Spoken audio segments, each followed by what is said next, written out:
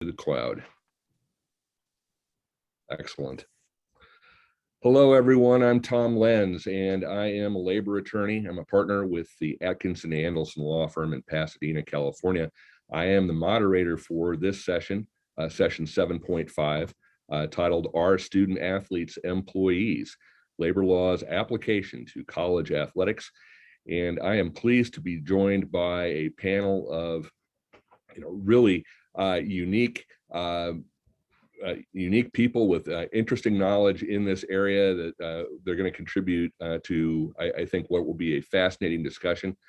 I am joined by my colleague from USC Law, Jody Armour. I teach there, and he's a professor there. Jody will be providing a social justice angle to the discussion. Jill Coffman, who is the regional director at NLRB Region 20 in San Francisco. Craig Pintens, the athletic director at Loyola Marymount University, and also a licensed attorney, which I think is a fascinating angle given the issues that we are talking about. And finally, last but not least, Chasson Randle. Chasson Randle will be providing a worker voice perspective. Chasson Randle is a professional basketball player, also the all-time leading scorer at Stanford University basketball, and he can speak directly to the experience of having been a student athlete at Stanford University, as well as issues common to this area. So I would like to start by inviting Jill to comment on what's going on with the law, what's happening at NLRB, so that we can have a context for this discussion. Thanks, Tom. As Tom mentioned, I am Jill Coffman. I'm the regional director at Region 20 in San Francisco for the National Labor Relations Board. I am, I would say, a labor law geek.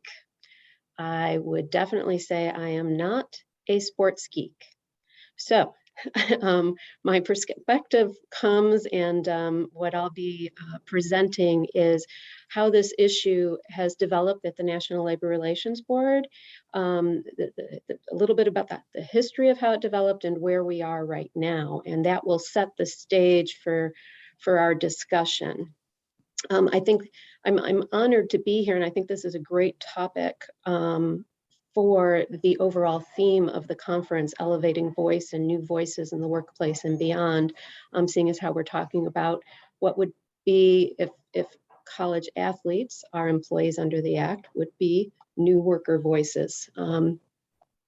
So I'm going to apologize. I know a number of people here have an extensive labor background, so some of this may be basic here in the beginning, but I want to cover it because it helps explain things later on.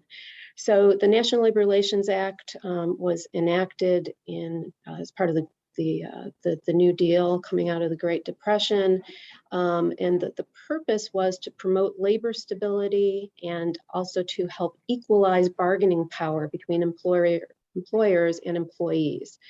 And it sought to do this by promoting collective bargaining and by protecting employees' rights to engage in collective bargaining, supporting, joining, assisting a union, or acting together, even in the absence of a union, by acting for mutual aid and protection. So those rights are set forth in the Act, the right to engage of employees to engage in these activities, but only employees have those rights. These cases at the National Labor Relations Board come up in one of two ways. Either it comes up through a representation case where somebody files a petition with us, and employees are deciding whether or not they want to be represented by a union. So that's one type of case. We process those, and in most cases, we end up holding an election for employees to determine whether or not they want to be represented. The other type of cases we handle are unfair labor practice cases. And those are cases where somebody files a charge with us alleging that an employer or union has violated the Act. And with respect to what we're talking about today, it would be by violating the act by chilling, interfering with, or restraining employees in the exercise of the rights guaranteed by the act. So the act protects employees from retaliation for union activity. It protects them from retaliation for activity that they collectively engage in for mutual aid and protection, even apart from whether or not a union is involved. So those are our two types of cases. In 2015, the board issued a decision called Northwestern University. That was a representation case. So it involved a petition filed by the College Athletes Players Association to represent Northwestern's football players who receive grant and aid scholarships. The petition was filed in Region 13 in Chicago. The regional director issued a decision finding, and this was a case that had never, the type of case and issue had never been presented before. The regional director found that the football players at issue who received scholarships were indeed employees covered by the National Labor Relations Act, and he directed an election in that bargaining unit.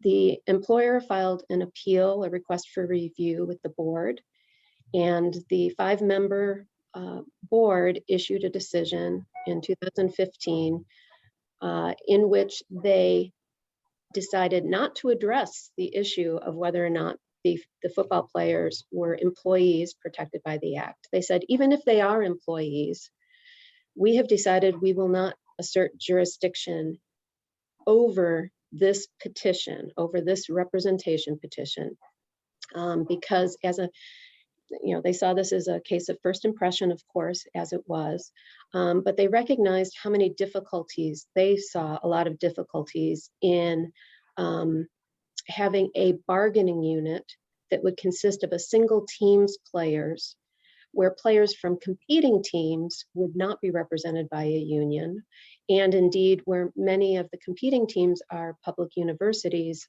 over whom the board doesn't have jurisdiction.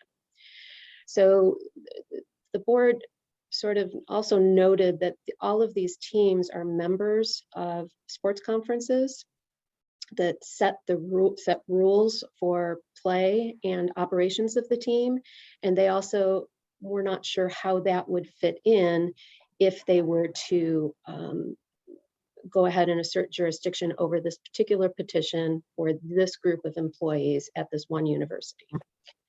This was a unanimous decision. It was a panel made up of 3 Democrats and 2 Republicans. One of the Democrats, Member McFerrin at the time, is now the chairman of the National Labor Relations Board. But as I said, the board specifically declined to address whether or not the football players were employees under the National Labor Relations Act.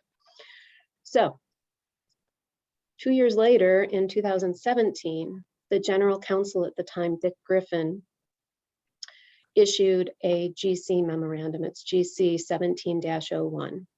And again, this might be basic for some of you, but the board is split in 2. So we have the 5-member board who sets case precedent and makes the law.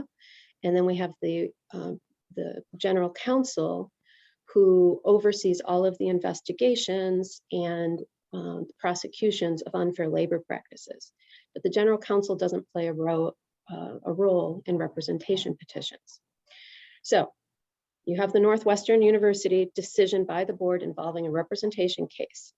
What General Counsel Griffin said in 2017 was, look, the board left open the question about whether or not these football players at Northwestern are employees under the act. And I'm going to tell you how I would look at this issue in the context of unfair labor practice cases. So not a representation case, but an unfair labor practice case. And what he found was applying the board's standard for determining whether or not somebody is an employee under the act. He found that the football players at issue in Northwestern University were employees covered by the National Labor Relations Act, and therefore would be entitled to the protections of Section 7 of the Act. He noted that the definition of employee under the National Labor Relations Act. There is a definition set right forth in the Act. It's section 2, subsection 3. And employee is defined very broadly as the term employee shall include any employee and shall not be limited to employees of a particular employer unless the Act explicitly states otherwise. The definition then goes on to exclude agricultural workers, domestic workers working for a person at their home, certainly certain family members, railroad employees, airline employees, and that's it. There are no other exclusions. It does not say anything about athletes, college athletes, etc. General Counsel Griffin noted that the Supreme Court has agreed with the board in describing the how broad this definition of employee is and how expansive it is. He went on then to note that the board applies common law agency principles in deciding whether or not an employee is an employee under the Act. So that test is an employee is any person who, 1, performs services for another, and 2, is subject to the other's control or right of control. Under common law agency standards, consideration or payment is strongly indicative of employee status, but it's not controlling. So all you need to find is that this person performs services for another and it's subject to the other's right, control or right of control. And looking at the facts in Northwestern, General Counsel Griffin found that that these football players certainly provided services to the university and to the NCAA, and that the university and NCAA exerted a significant amount of control over the conditions under which these employers played, everything from regulating the daily itineraries of the players to the NCAA having many rules about the number of scholarships, the amount of scholarships. And I think that Chasson and Craig and others will be able to provide more details on that control issue. But in the long run, GC Griffin would have found those employees, those football players, to be employees under the Act. We then ended up with the Trump administration and a new General Counsel Peter Robb, who retracted GC 17-01. So during the time of the Trump administration, that memorandum was not in force. And now we get up to very modern times. Our new General Counsel Jennifer Abruzzo, issued GC 21-08 in September of 2021. And she reinstated Dick Griffin's memo and updated it. So everything that I just described under Dick Griffin's memo still holds true. You know, the test for establishing an employee. GC Abruzzo would apply it the same way and find that the Northwestern football players and any similarly situated persons would be employees under the National Labor Relations Act. Jennifer Abruzzo in her memo highlighted some of the developments since the time that Dick Griffin's memo issued, including the Supreme Court's decision in NCAA versus Alston. And in that decision, the Supreme Court found that the NCAA rules limiting certain education-related compensation offered by schools, such as rules limiting scholarships and other compensation, violated antitrust law. And it recognized that amateurism in college sports has changed significantly over the decades. It's interesting that Justice Kavanaugh issued a concurrence, and in his decision suggested that NCAA's remaining compensation rules also violate antitrust laws, and he questioned whether one way of resolving these issues is by engaging in collective bargaining. Also, since the time of Dick Griffin's memo, and by the time Jennifer Abruzzo's memo issued, the NCAA had suspended its name, image, and likeness rules, which had prohibited college athletes from making money from those things. And she also noted the significant increase in collective action by college players around things like safety related to COVID, around racism on campus, Black Lives Matter issues, protests related to sexual abuse. And she highlighted that in part because she wanted to explain the importance of this policy memo that she issued. Because underlying this memo, I think, is the General Counsel's belief that workers are less likely to be exploited if they know what their rights are.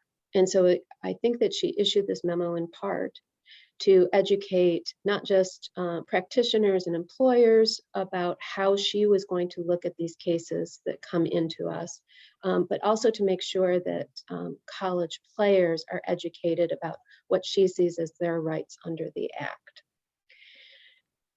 The Jennifer Abruzzo's memo also added something very new and pretty major, and it set forth her belief that she views misclassifying these college players as student athletes and leading those student athletes to believe that they don't have any rights under the Act is in of itself a violation of Section 8A1 of the Act, because it would interfere, restrain, and coerce them in the exercise of their rights.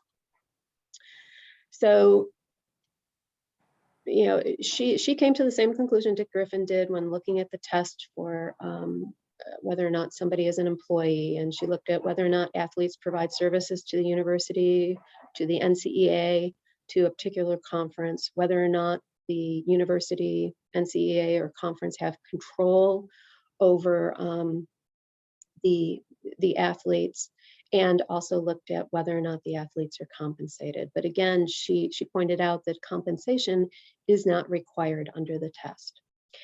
I just want to highlight that this policy memo that she issued, so that's where we are right now, it is not a blanket finding. She emphasized that we decide cases on a case-by-case basis as they come into us. So she analyzed the facts set forth in Northwestern and would find those players and similar situated players to be employees. But for other people at other players at other university, other sports, other situations, that's something that we would have to make a determination on a case-by-case basis. So the memo does not make new law. It sets forth how the General Counsel is going to look at this. We have just 3 cases pending. One out of Region 25 against just the NCAA, not involving any particular university. That's pending in our division of advice before the General Counsel. And then we have 2 cases that are being investigated in Los Angeles, one involving the University of Southern California, Pac-12 conference and NCAA as joint employers, and the other being UCLA, Pac-12 conference, NCAA as joint employers. So those are under investigation right now. That is where the NLRB is right now on this. Thank you, Jill. Jody, I'd like your thoughts on this. I know that you've certainly competed as an athlete. You've had an athlete in your family, and you've looked at these issues from different angles, and I'm wondering what your thoughts are. Yeah, I'm just kind of looking at this from a historical perspective. I've been at this over 20 years. When I first got here to SC, I often went around and talked to athletes on my campus and on campuses around the Southland about the convenient social virtue of amateurism. I used to call it the convenient social virtue of the student athlete kind of label, right? The amateurism ideal that really is used to disguise sometimes economic interests that can be served at the expense of the person who is conforming to the convenient social virtue. I remember first pulling that from John Kenneth Galbraith. You know I'm a nerd, I'm an academic, Tom, so I couldn't help myself. I'm drawing on people like John Kenneth Galbraith, right? And his work in which he identified the convenient social virtue as something that was imposed on women, for example, in the households in the 40s and 50s, to not give due credit to the economic value of all the labor that they were putting out and having that lowballed and shortchanged and marginalized.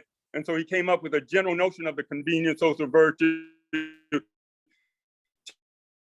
Tell me if this sounds familiar. This is the definition. The convenient social virtue ascribes merit to any pattern of behavior, however uncomfortable or unnatural for the individual involved, that serves the comfort or well-being of, or is otherwise advantageous for, the more powerful members of the community.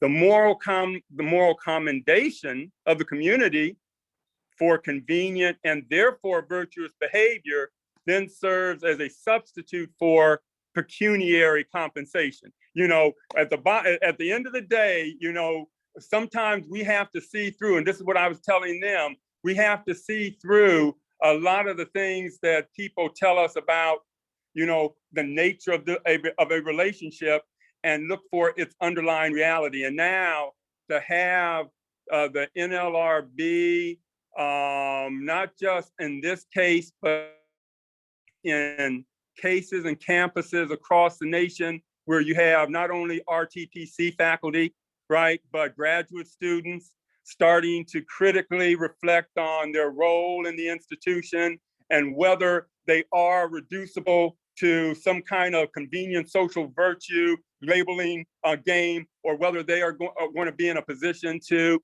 do what we want our students to do: learn how to unify, to communicate with one another, to challenge power, to say wherever power is exercised, democracy is about making power accountable to those affected by its exercise. This is one of the lessons we're trying to teach our students, right? The virtues of democracy, right? And you don't get any more democratic than kind of in the union setting, where you have, folks who are like I was telling the football players at USC, how is it that the NFL has, these hard-hitting practices limited, but college players don't get those same protections? How is that? How is it that the pros over there have more protection for their physical well-being than our players, right?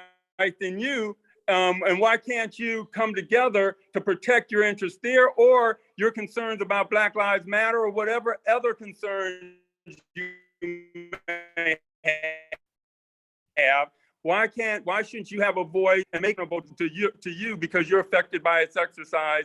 And so, Tom, this for me has just been a profound moment of grace and a vindication of those 20 plus years of conversations, to see us collectively coming to view these relationships in a proper light.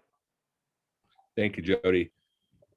Chasson, I'd like to go to you next, and like to ask you, in light of your experience as a college athlete, what comments do you have? What thoughts do you have as you think about the level of control that a university has, and the choices that players make in terms of where they go to school, and just what goes on in the life of an athlete?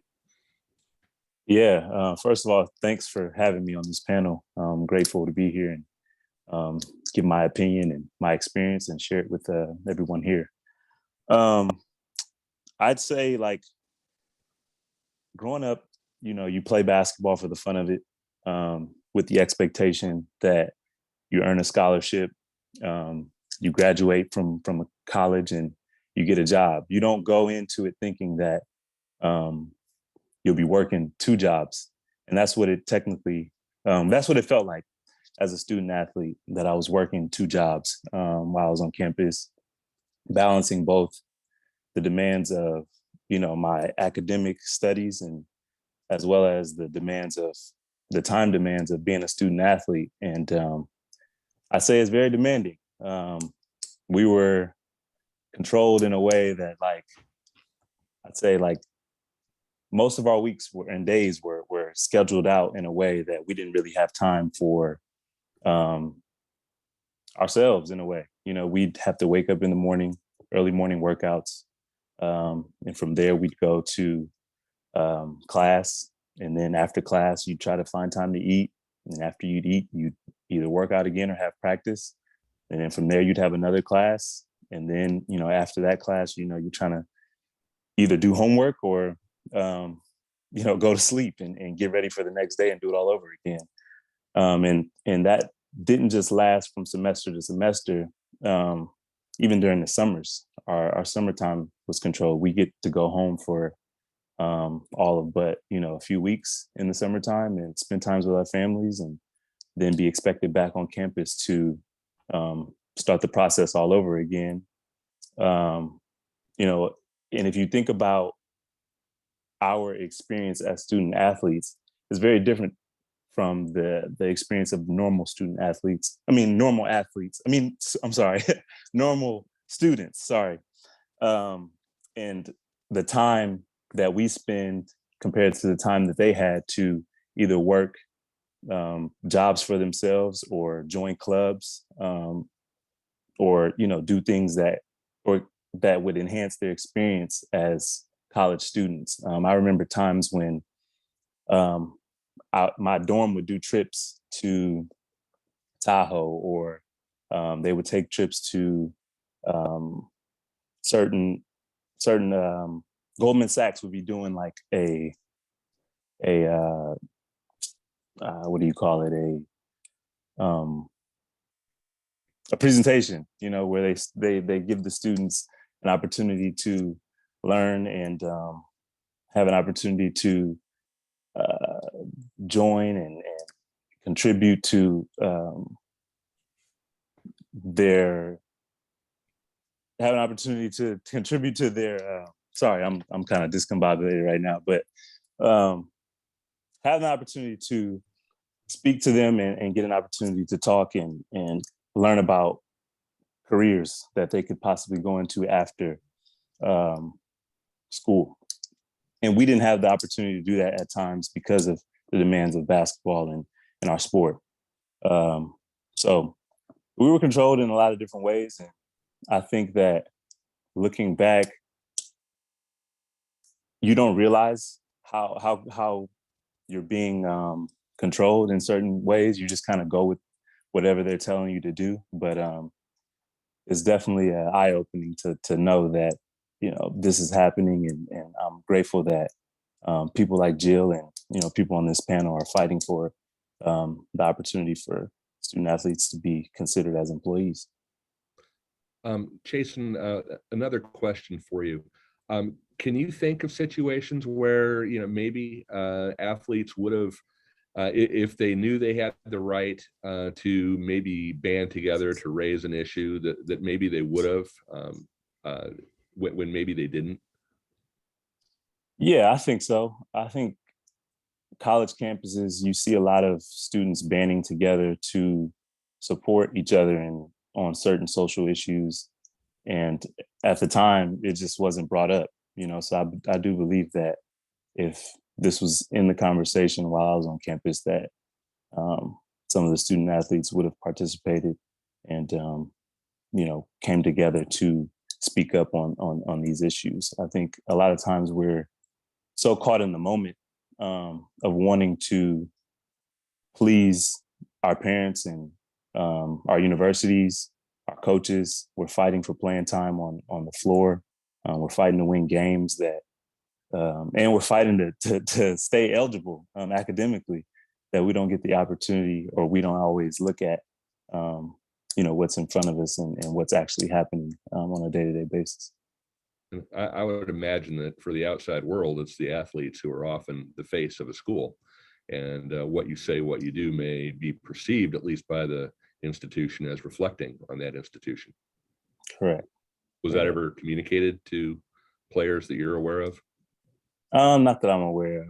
Yeah, not that it's specifically about Stanford, but I think as a general matter, I would imagine that public image, that face of the school, is of importance.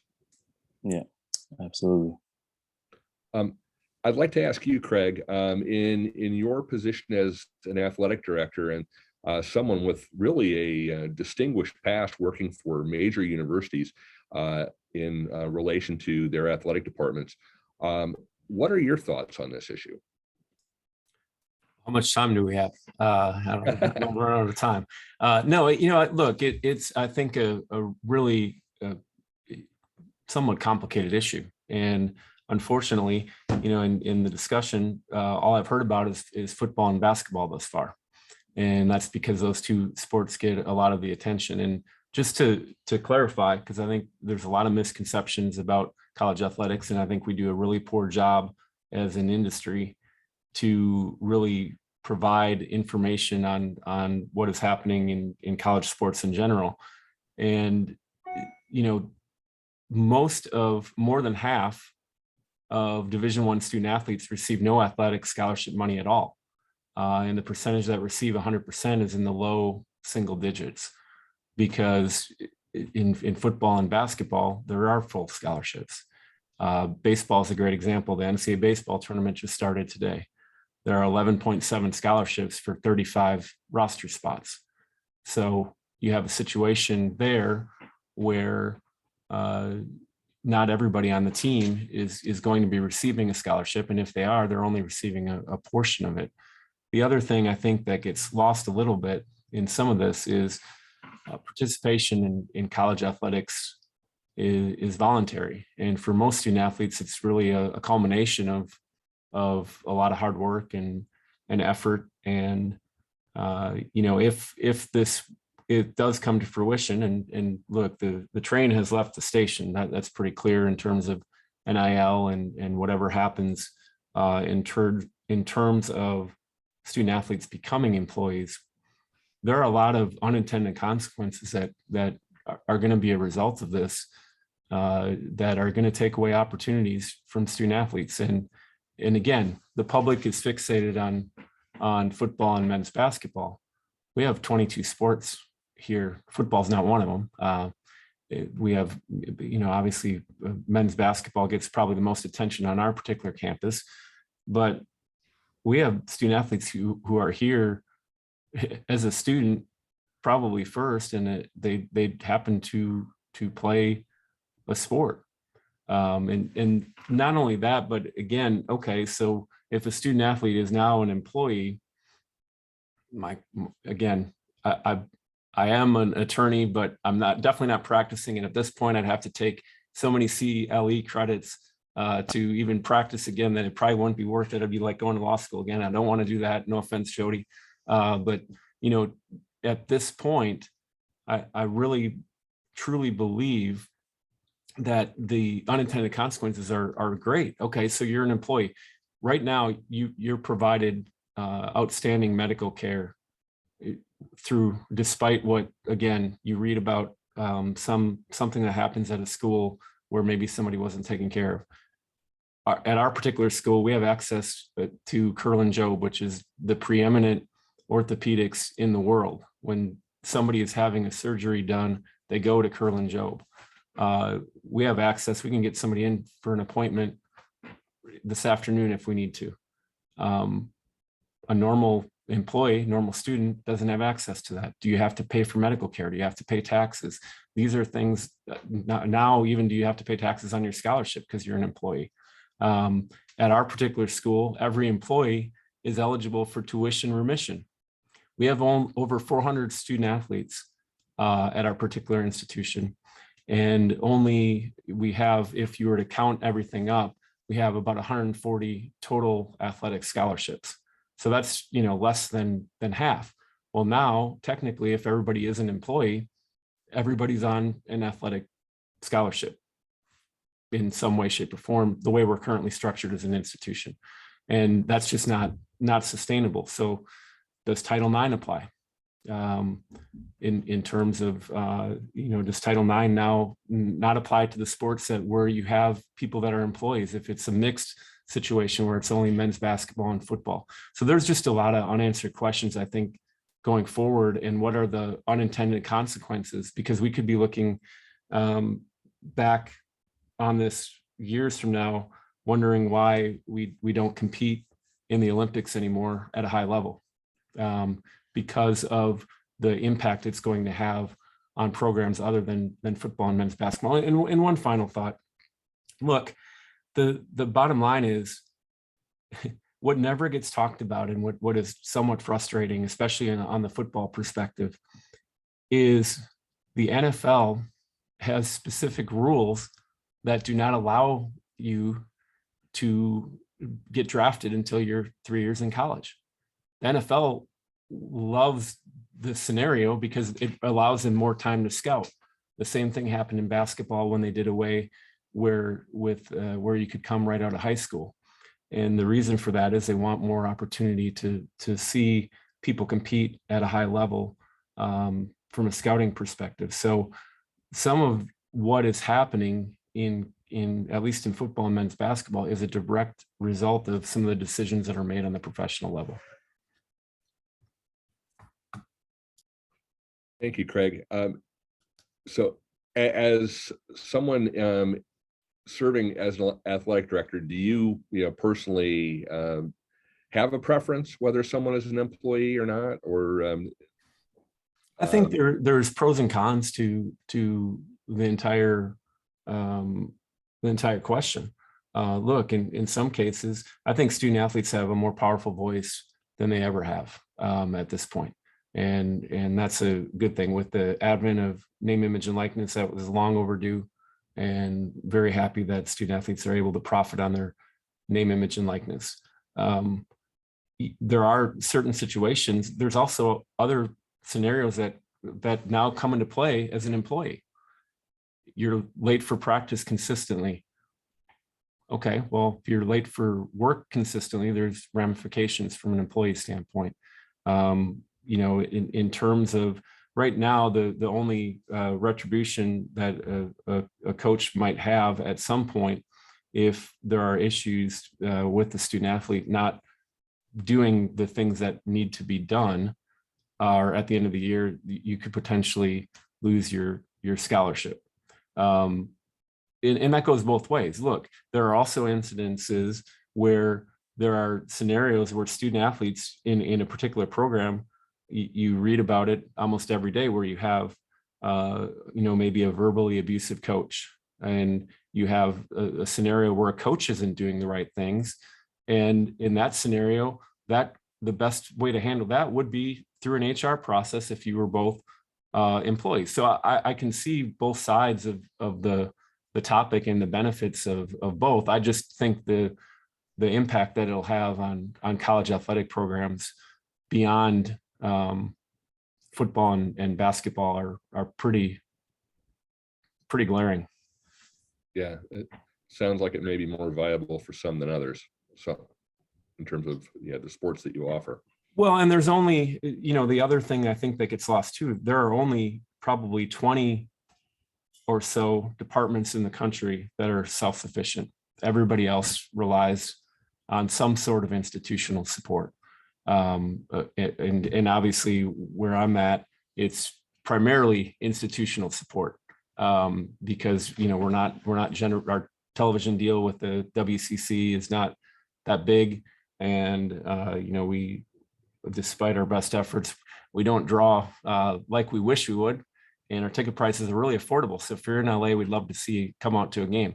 But, we're not generating the significant dollars, even philanthropically, that are going to, our 90%, 95% of our budget is coming directly from the institution, of which, ironically, more than half of it is tied up in scholarships. Yeah, and one of the questions that's come in is from someone who has his hand raised. So I want to address this because I think there could be a potential disparity here in terms of the impact of such a rule on employee status, because what the NLRB is looking at is private colleges and universities. It's not so much public sector. Query whether an institution that's regulated by, say, state law, might at some point have this issue arise, because certainly the state enforcement authorities often follow NLRB precedent and federal labor law precedent in the direction they go. But yeah, Mr. Berg, you asked that question about whether it applies to public state universities, and the general answer would be no. Was there something further on that you wanted to? But wait. Sure. I think that the General Counsel Abruzzo pointed out that if that public university is a member of a sports conference or the NCAA, and we have jurisdiction over those conferences. If they're a joint employer with public university, then we may end up with jurisdiction over those athletes playing for public universities. Thank you, Jill. And I think that's the sort of thing we're going to see play out as the cases are investigated and prosecuted. It's actually at issue in 2 of the charges that are pending in Region 31. That's right. And that's the UCLA and the USC cases, correct? Right. Okay. Mr. Berg, did you have some further question in that regard? Yeah, I wanted to just make a couple of comments and ask another question. I think this idea of jurisdiction is really important because a piecemeal solution that's state by state would be very difficult and would have a lot of disproportionate effects, particularly in the variation of public sector labor law across all the states. I do think one of the big issues here about impact is how do we get here? We got here because in some ways the level of control has been ratcheted up on these athletes. The level of control over a 12-month period through the summer and every day has increased. And it's very different than a club sport.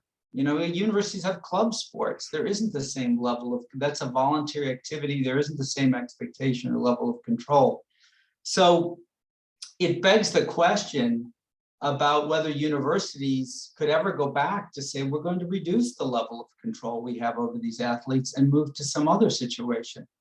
Given the importance of TV money for some of these big schools and the competition for coaches and athletes, and now with the NILs, it seems hard to believe they're going to claw back control. And so, it leads the question of what would athletes want in a collective bargaining situation? So if we go to the bargaining table, is it wages? Is it benefits? Is it that athletes demand a reduced level of control as a result of collective bargaining? That it may not just be that I demand a high wage, it may be that I want health care 2 years after I graduate for any injuries, or that the nature of the bargaining could lead to different solutions also that aren't foreseen. And is a way to discuss disproportionate effects across all sports within a university as well. I absolutely agree that this will upset the apple cart of how universities function. And it's a great unknown. But it is, if rules were established where the NLRB said, we're going to exert some jurisdiction over the NCAA and these conferences, that could provide a framework for which bargaining where athletes want to do it could start to form unions, and you could have some examples of what kind of bargaining arrangements would actually occur. So thank you. I'm sorry that's not really a question, that's just sort of adding to the mix, but feel free to comment on any of the stuff I said. Yeah, I'd like, Jody, Craig, if you have any thoughts on what Mr. Berg has mentioned. Yeah, well, I just need to agree it's not just about pecuniary compensation. That's for sure, right? That a lot of times there are a lot of other working, conditions, if you will, conditions of employment or conditions of competition, however you want to characterize them. When I went and kept tabs on my own son's, Division I experience in basketball, I was looking at 42 hours a week. Okay, in basketball related activities. Okay, at a very competitive university. And it's hard to look at that and see how much control the coach does have over his life. No, you can wait to the end of the year to withhold the next year's scholarship, but there's a lot of other control between that, now and then. A whole lot of other control. Come on now. And so I find, so the idea that, and the idea that it's voluntary, well, it's voluntary. I don't even know what that means. It's voluntary. It's all workers are voluntary. We don't have slavery. Everyone in a sense is voluntary, right? To say that, yeah, it's voluntary for them to play this sport at this level, yes. And it's voluntary for workers and, to at all kinds of levels, at high levels, in all kinds of occupations to assume those roles. That's not held against them. The voluntariness, I don't even know what that means. So, I just find it also finally very educative because I'm first and foremost an educator, and pedagogically, I find it profoundly important to teach democratic values and to teach and inculcate our students with those values while they're in school. And there's no better way to do that than to show them how you can make power accountable to those that's affected by its exercise by having them work together, communicate together, think together, that, instilling democratic processes and values in them. Democracy shouldn't just happen at the ballot box. Democracy should be something that's happening at the workplace. It should be something that's happening all throughout society's institutions. Thank you, Jody. Craig, any thoughts? I can't match Jody's passion, so I don't know if I can do that. But I think Jody has a great point in that. Look, I think we've done a much better job. I've been in college athletics now for 20 years, and I would say over those 20 years, there's been a lot of advancements because of the student athlete voice. Now, would that voice be more powerful if it was collectively bargained for? Probably, absolutely. I have no doubt about that. But again, I go back to what are we actually talking about here? We're talking about two particular sports that have the attention. And as an enterprise, the NCAA has 90 championships that they've run, 90, not two. And in fact, they don't even run one for the type of football that we're talking about. That happens completely independently.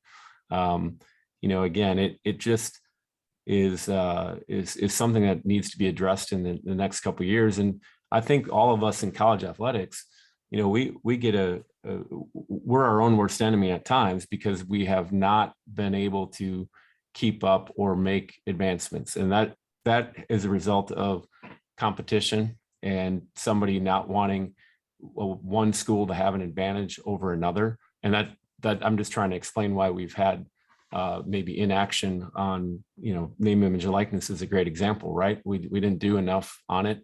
And now it is completely a free-for-all in terms of, because there are no rules. The rules vary from state to state, and interpretation of those rules are pretty loose. So again, it's something needs to be done, and it'd be interesting to see what happens.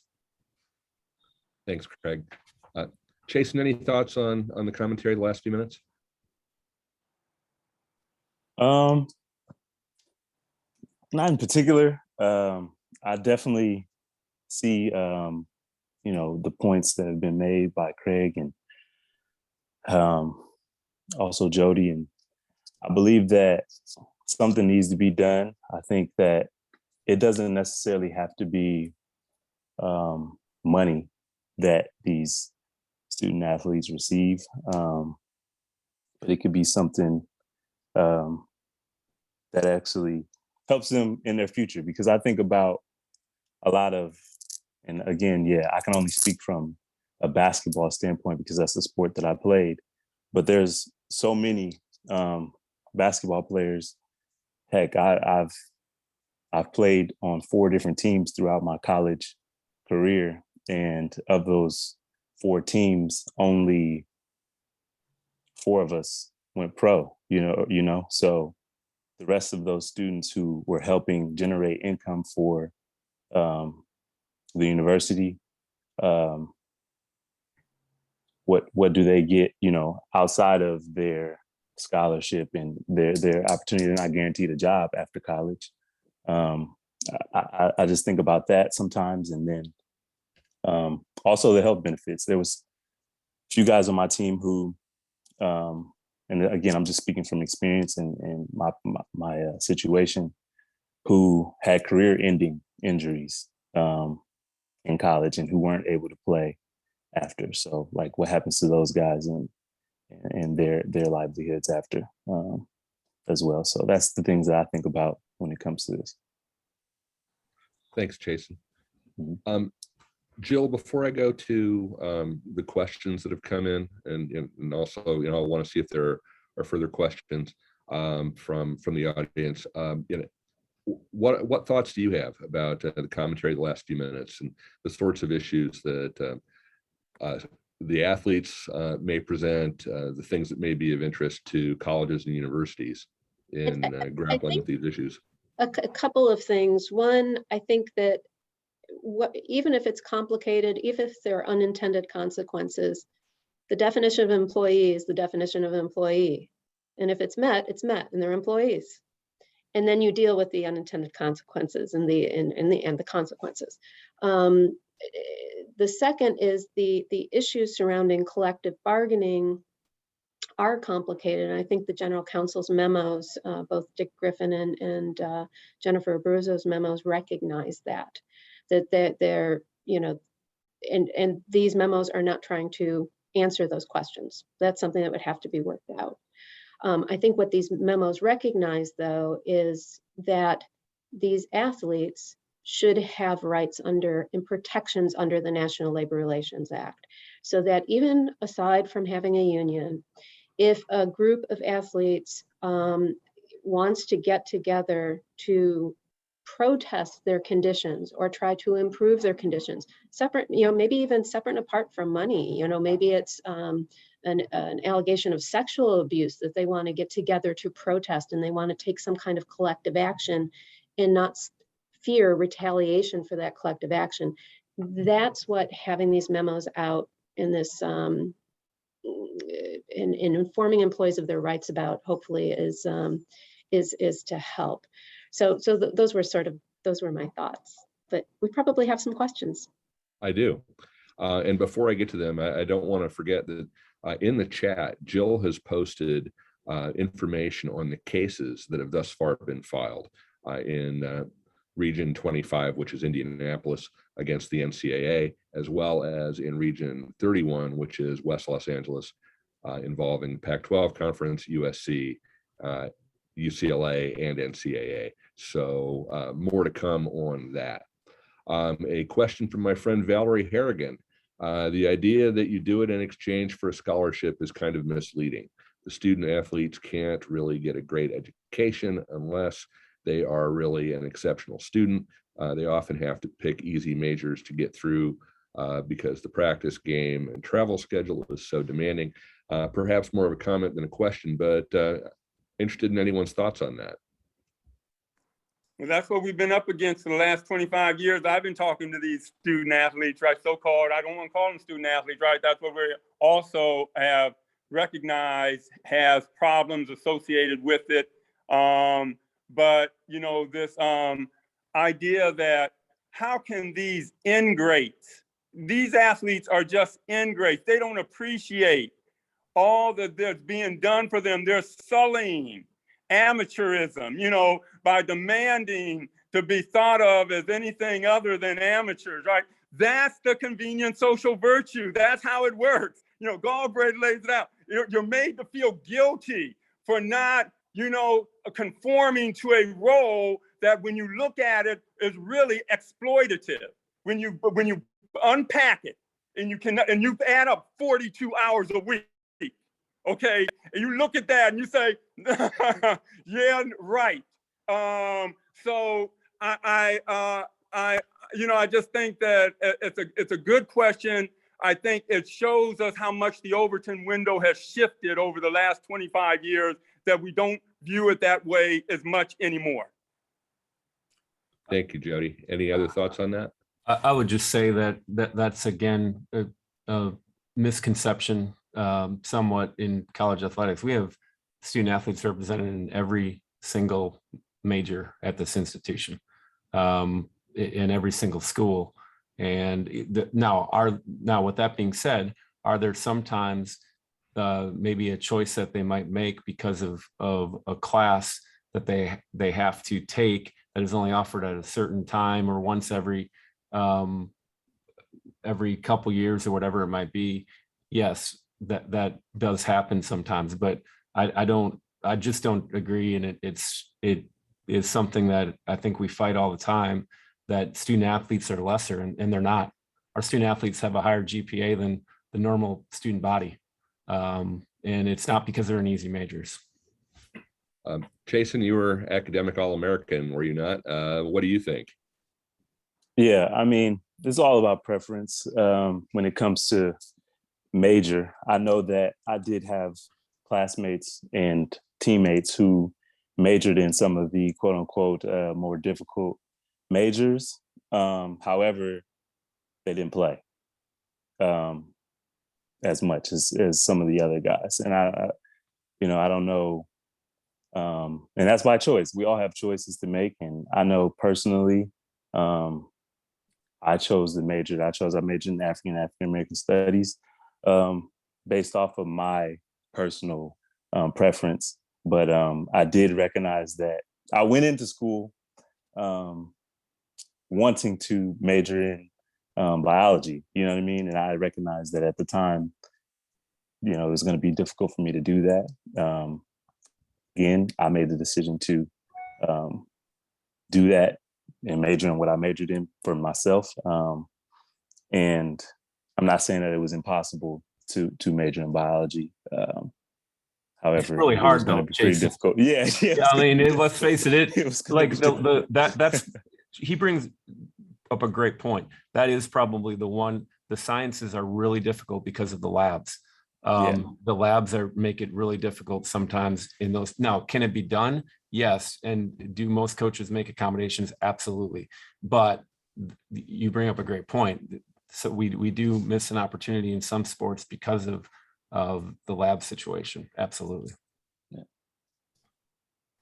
I've got another question here from Mr. Wheeler. What are options for improving fairness short of declaring athletes employees, perhaps tuition free after the 4-year sports run?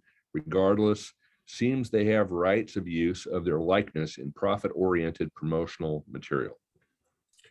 Again, keep in mind, the one thing I would keep in mind is not every student athlete at a Division I institution is on a full scholarship.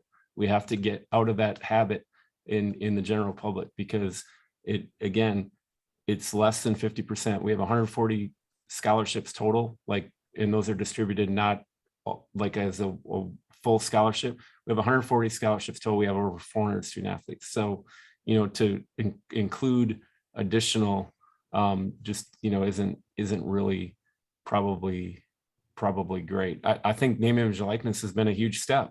Look, there were great examples of that providing compensation. There were probably some decisions that were made, and I'll speculate a little bit, which is fair because everybody speculates on NIL at this point.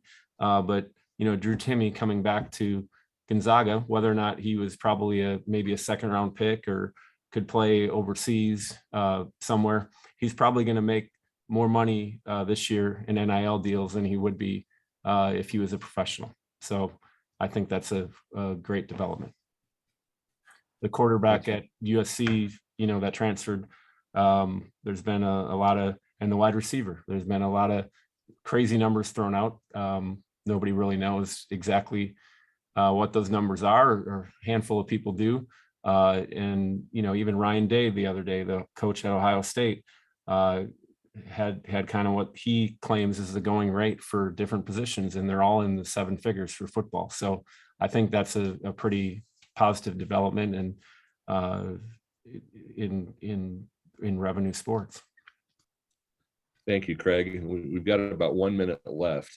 And so in that time, I want to mention that, we did post some materials. The bios of the speakers are there. The memorandum from General Counsel Jennifer Abruzzo is there. So I encourage you to look those up if you have not already done so. I want to thank everybody that's been on the panel. Jody, Craig, Jill, Chasson, it is my pleasure and an honor to work with you, and I hope we have an opportunity to do it again, because these issues will be developing, and there will be things to talk about as cases are litigated, decided, more cases are filed, etc., and there'll be a lot to follow affecting the sports that we watch. So with that, keeping with the time schedule, I will stop the recording and say thanks, and we'll be in touch soon. Take care, Thank you. everybody. Thank Thanks, you. everybody. All right. Bye-bye. Thank you.